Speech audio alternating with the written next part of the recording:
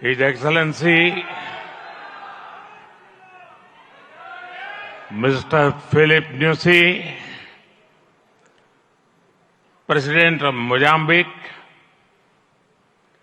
His Excellency Mr. Ramos Horat, President of Timor-Leste, His Excellency Mr. Petr Fiala, Prime Minister of Czech Republic, Gujarat के governor Acharya Devvrat जी, यहां के लोकप्रिय मुख्यमंत्री भूपेंद्र भाई पटेल, देश विदेश से आए हुए सभी विशेष अतिथि, अन्य महानुभाव, देवी और सज्जनों, आप सभी को 2024 की अनेक अनेक शुभकामनाएं।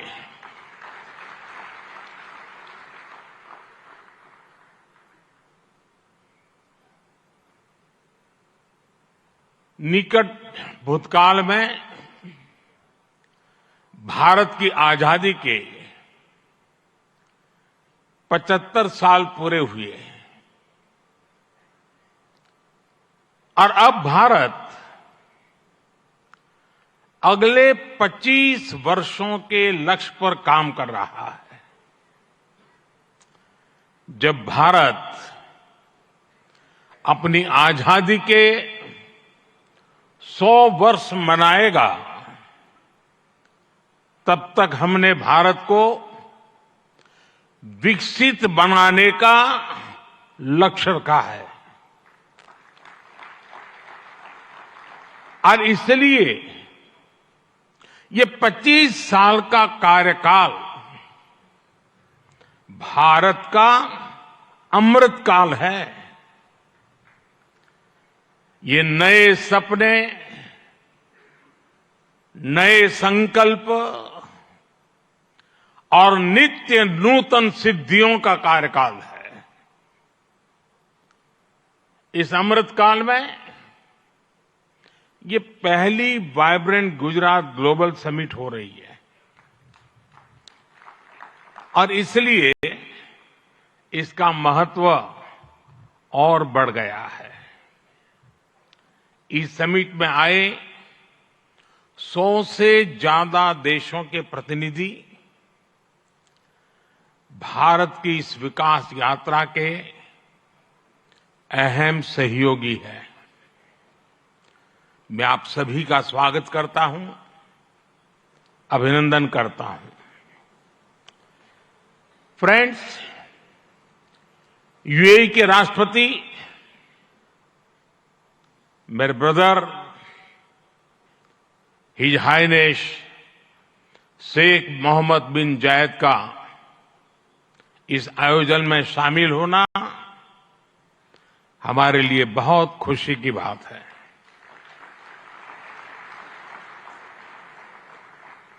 वाइब्रेंट गुजरात में इस समिट में उनका यहां चीफ गेस्ट के तौर पर उपस्थित होना भारत और यूएई के दिनों दिन मजबूत होते आत्मीय संबंधों का प्रतीक है।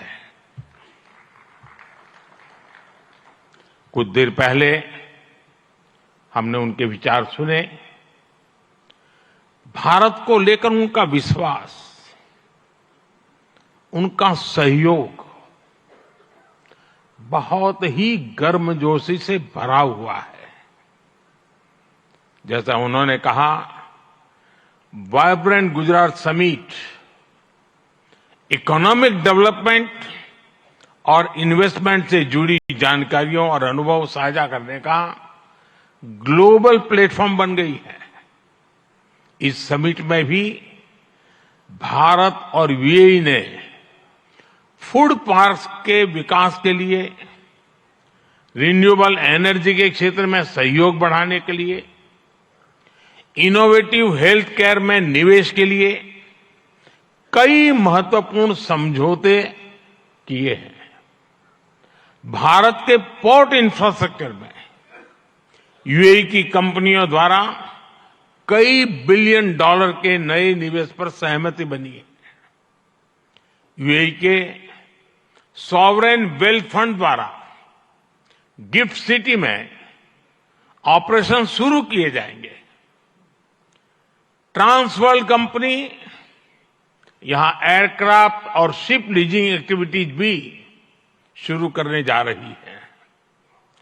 भारत और यूएई ने जिस तरह अपने रिश्तों को एक नई ऊंचाई दी है, उसका बहुत बड़ा श्रेय मेरे brother his highness Sheikh Mohammed bin Zayed को जाता है।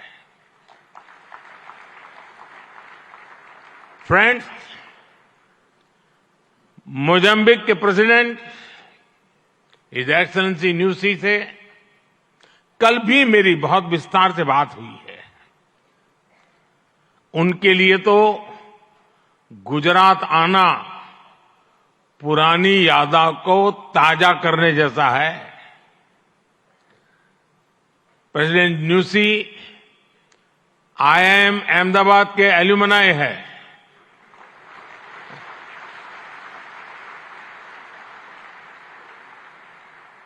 भारत के लिए गर्व की बात है कि हमारी G20 प्रेसिडेंसी में अफ्रीकन यूनियन को स्थायी सदस्यता मिली। प्रेसिडेंट न्यूसी की भारत यात्रा से हमारे संबंधों को तो बल मिला ही है, भारत अफ्रीका के बीच घनिष्ठता और बढ़ी है। साथियों, चेक के प्रधानमंत्री हिज एक्सेलेंसी पैत्र फियाला जी की ये पहली भारत यात्रा इस पद पर है। वैसे वो भारत पहले भी आए हैं। चेक लंबे समय से वाइब्रेंट गुजरात समिट से जुड़ा हुआ है। भारत और चेक के बीच टेक्नोलॉजी, ऑटोमोबाइल्स, मैन्युफैक्चरिंग जैसे सेक्टर्स में सहयोग लगातार बढ़ रहा है। हिज एक्सेलेंसी पैत्र फियाला, मुझे विश्वास है आपकी इस यात्रा से दोनों देशों के संबंध और मजबूत होंगे। हमारे यहां कहा जाता है अतिथि देवो भव, और प्रधानमंत्री के रूप में आपकी तो ये पहली भारत विजिट है। उम्मीद है आप बहुत शानदार यादें लेकर यहां से जाएंगे। फ्रेंड्स, नोबेल लॉरिएट और तिमोर लेस्ते के राष्ट्रपति हिज एक्सेलेंसी रामोस होर्ता का भी मैं भारत में स्वागत करता हूं। हिज एक्सेलेंसी रामोस होर्ता का गांधीनगर आना और विशेष है। आपने महात्मा गांधी के नॉन वायलेंस के सिद्धांत को अपने देश के स्वातंत्र संग्राम से जोड़ा है। आसियान और इंडो पैसिफिक क्षेत्र में तिमोर लेस्ते के साथ हमारा सहयोग बहुत अहम है। फ्रेंड्स, कुछ समय पहले ही वाइब्रेंट गुजरात ग्लोबल समिट को 20 वर्ष पूरे हुए हैं। बीते 20 वर्षों में इस समिट ने नए आइडियाज को प्लेटफॉर्म दिया है। इसने इन्वेस्टमेंट्स और रिटर्न्स के लिए नए गेटवे बनाए हैं, और अब वाइब्रेंट गुजरात ग्लोबल समिट की इस बार की थीम है गेटवे टू द फ्यूचर। 21वीं सदी की दुनिया का फ्यूचर हमारे साझे प्रयासों से ही उज्जवल बनेगा। भारत ने अपनी G20 प्रेसिडेंसी के दौरान भी ग्लोबल फ्यूचर के लिए एक रोडमैप दिया है। वाइब्रेंट गुजरात ग्लोबल समिट के इस एडिशन में भी इस विजन को और आगे बढ़ा रहे हैं। भारत I2U2 और दूसरे मल्टीलेटरल ऑर्गेनाइजेशन के साथ पार्टनरशिप को लगातार मजबूत कर रहा है। One world, one family, one future का सिद्धांत विश्व कल्याण की अनिवार्य आवश्यकता है। फ्रेंड्स, आज तेजी से बदलते हुए वर्ल्ड ऑर्डर में भारत विश्व मित्र की भूमिका में आगे बढ़ रहा है।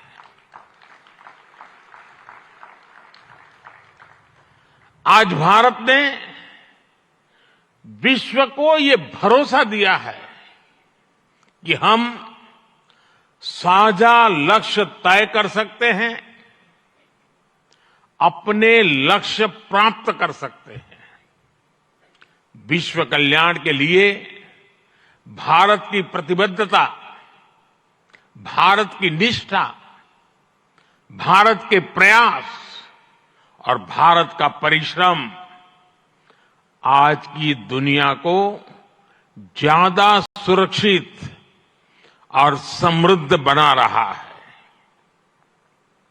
The world looks at India as an important pillar of stability, a friend who can be trusted, a partner who believes in people-centric development, a voice that believes in global good, a voice of the global south, an engine of growth in the global economy, a technology hub for finding solutions, a powerhouse of talented youth, and a democracy that delivers.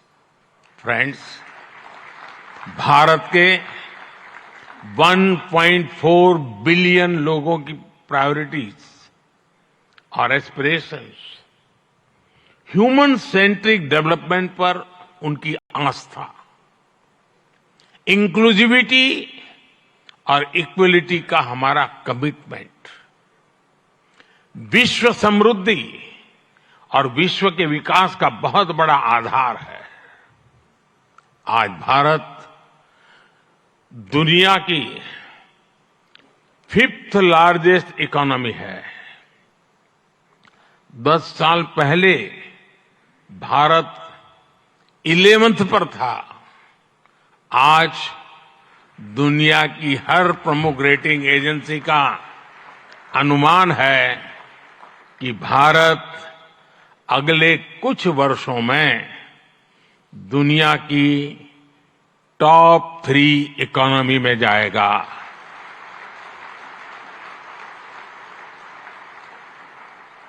दुनिया के लोग जो analysis करना है करते रहे, मेरी guarantee है कि हो जाएगा।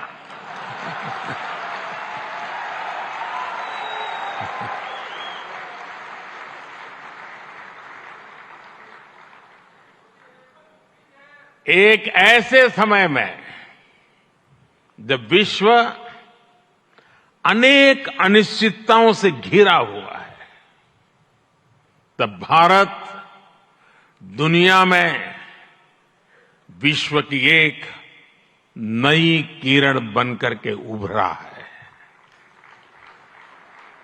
भारत की प्राथमिकताएं बिल्कुल स्पष्ट है। आज भारत की प्राथमिकता है sustainable industry, infrastructure and manufacturing. आज भारत की प्राथमिकता है new age skills, futuristic technology, AI and innovation. आज भारत की प्राथमिकता है green hydrogen, renewable energy, semiconductors, इसका पूरा इकोसिस्टम। इसकी एक झलक हम vibrant Gujarat global trade show में भी देख सकते हैं। और मेरा तो आग्रह है कि ट्रेड शो जरूर देखें। गुजरात के भी स्कूल कॉलेज के विद्यार्थी जरूर जाएं। कल दिन में मैंने हिज एक्सेलेंसी न्यूसी और हिज एक्सेलेंसी रामोस होर्ताई जी के साथ इस ट्रेड शो में काफी समय गुजारा है। इस ट्रेड शो में कंपनियों ने world class state of the art technology से बने प्रोडक्ट्स का निदर्शन किया है। E mobility, startups, blue economy, green energy और स्मार्ट इंफ्रास्ट्रक्चर जैसे ट्रेड शो में एक प्रकार से छाए हुए हैं। ये जितने भी सेक्टर्स हैं, इनमें इन्वेस्टमेंट के लिए आपके पास लगातार नए अवसर बन रहे हैं। साथियों, आप सभी वैश्विक परिस्थितियों से भली भांति परिचित है। ऐसे में आज अगर भारत की इकोनॉमी में इतना रेजिलियंस दिख रहा है, अगर आज भारत की ग्रोथ में इतना मोमेंटम दिख रहा है, तो इसके पीछे बड़ी वजह है बीते 10 वर्षों में स्ट्रक्चरल रिफॉर्म्स पर हमारा फोकस। इन रिफॉर्म्स ने भारत की इकोनॉमी की कैपेसिटी, कैपेबिलिटी एंड कॉम्पिटिटिवनेस बढ़ाने का बहुत बड़ा काम किया है। रिकैपिटलाइजेशन और आईबीसी से हमने भारत के बैंकिंग सिस्टम को दुनिया के सबसे मजबूत बैंकिंग सिस्टम में से एक बना दिया है। ईज ऑफ डूइंग बिजनेस पर जोर देते हुए हमने 40,000 से ज्यादा कंपनीज को समाप्त कर दिया है, कंप्लायंसेस को समाप्त कर दिया है। जीएसटी ने भारत में टैक्स के अनावश्यक जाल को खत्म किया है। भारत में हमने ग्लोबल सप्लाई चेन के डाइवर्सिफिकेशन के लिए बेहतर माहौल बनाया है। हाल में ही हमने 3 FTA साइन किए ताकि ग्लोबल बिजनेस के लिए भारत और अट्रैक्टिव डेस्टिनेशन बन सके। इनमें से एक FTA तो यूएई के साथ ही हुआ है। हमने अनेक सेक्टर्स को ऑटोमेटिक रूट से FDI के लिए ओपन किया है। आज भारत इंफ्रास्ट्रक्चर पर रिकॉर्ड इन्वेस्ट कर रहा है। पिछले 10 वर्ष में भारत का कैपेक्स 5 गुना अधिक हो चुका है। फ्रेंड्स, भारत आज ग्रीन एनर्जी और ऑल्टरनेटिव एनर्जी सोर्स को लेकर भी अभूतपूर्व गति से काम कर रहा है। भारत की रिन्यूएबल एनर्जी कैपेसिटी 3 गुना बढ़ी है और सोलर एनर्जी कैपेसिटी में 20 गुना वृद्धि हुई है। डिजिटल इंडिया मिशन ने भारत में लाइफ और बिजनेस दोनों को ट्रांसफॉर्म कर दिया है। 10 वर्षों में सस्ते फोन और सस्ते डेटा से डिजिटल इंक्लूजन की नई क्रांति आई है। हर गांव तक ऑप्टिकल फाइबर पहुंचाने का अभियान, 5G का तेजी से विस्तार आम भारतीयों का जीवन बदल रहा है। आज हम दुनिया में तीसरे बड़े स्टार्टअप इकोसिस्टम है। 10 वर्ष पहले तक भारत में कुछ 100 स्टार्टअप थे। आज भारत में 1,15,000 रजिस्टर्ड स्टार्टअप्स है। भारत के ओवरऑल एक्सपोर्ट में भी रिकॉर्ड बढ़ोतरी हुई है। फ्रेंड्स, भारत में जो ये बदलाव आ रहा है, वो भारत के नागरिकों की ईज ऑफ लिविंग भी बढ़ा रहा है, उन्हें एम्पावर कर रहा है। हमारी सरकार के 5 वर्षों में 13.5 करोड़ से ज्यादा लोग गरीबी से बाहर निकले हैं। भारत में मिडिल क्लास की एवरेज इनकम लगातार बढ़ रही है। भारत में फीमेल फीमेल वर्कफोर्स के पार्टिसिपेशन में भी रिकॉर्ड वृद्धि हुई है। भारत के भविष्य के लिए ये बहुत अच्छी संकेत है और इसलिए मैं आप सभी का आह्वान करूंगा कि भारत की इस विकास यात्रा से जुड़िए, हमारे साथ चलिए। साथियों, लॉजिस्टिक्स को लेकर ईज ऑफ ट्रांसपोर्टेशन के लिए भी भारत में आधुनिक पॉलिसीज पर काम हो रहा है। 10 साल पहले भारत में 74 एयरपोर्ट थे, आज भारत में 149 एयरपोर्ट्स हैं। भारत का नेशनल हाईवे नेटवर्क पिछले 10 सालों में करीब करीब 2 गुना हो चुका है। 10 सालों में हमारा मेट्रो ट्रेन नेटवर्क 3 गुना से ज्यादा बढ़ चुका है। गुजरात हो, महाराष्ट्र हो या फिर हमारी ईस्टर्न कोस्ट लाइन हो, इनको आज डेडिकेटेड फ्रेट कॉरिडोर से जोड़ा जा रहा है। भारत में आज अनेक नेशनल वाटरवेज पर एक साथ काम चल रहा है। भारतीय पोर्ट्स का टर्न अराउंड टाइम आज बहुत कॉम्पिटिटिव हो गया है। G20 के दौरान जिस India middle east Europe economic corridor की घोषणा हुई है, वो भी आप सभी इन्वेस्टर्स के लिए बहुत बड़ी बिजनेस अपॉर्चुनिटी है। फ्रेंड्स, भारत के कोने कोने में आपके लिए नई संभावनाएं हैं। वाइब्रेंट गुजरात समिट इसके लिए भी एक गेटवे की तरह है, गेटवे टू द फ्यूचर। और आप भारत में सिर्फ इन्वेस्टमेंट ही नहीं कर रहे, बल्कि यंग क्रिएटर्स और कंज्यूमर्स की एक नई जनरेशन को भी शेप कर रहे हैं। भारत के एस्पिरेशन से भरी यंग जनरेशन के साथ आपकी पार्टनरशिप को वो रिजल्ट लाकर दिखा सकती है जिसकी आपने कभी कल्पना भी नहीं की होगी। और इसी विश्वास के साथ एक बार फिर आप सभी का वाइब्रेंट गुजरात समिट से जुड़ने के लिए मैं हृदय से बहुत बहुत आभार व्यक्त करता हूं और मैं आपको विश्वास दिलाता हूं कि आपके सपने ये मोदी का संकल्प है।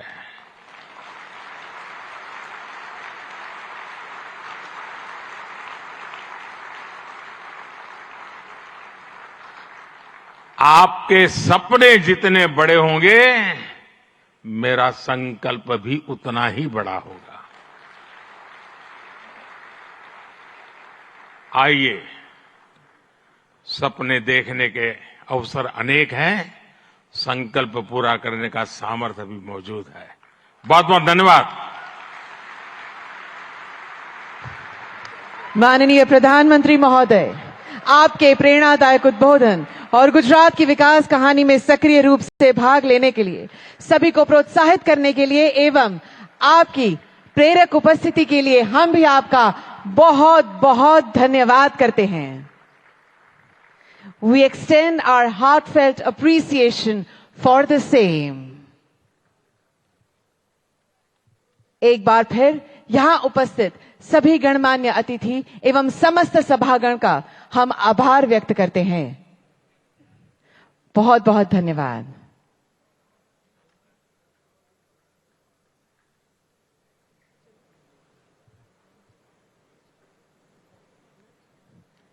Thank you very much, Honorable Prime Minister, sir.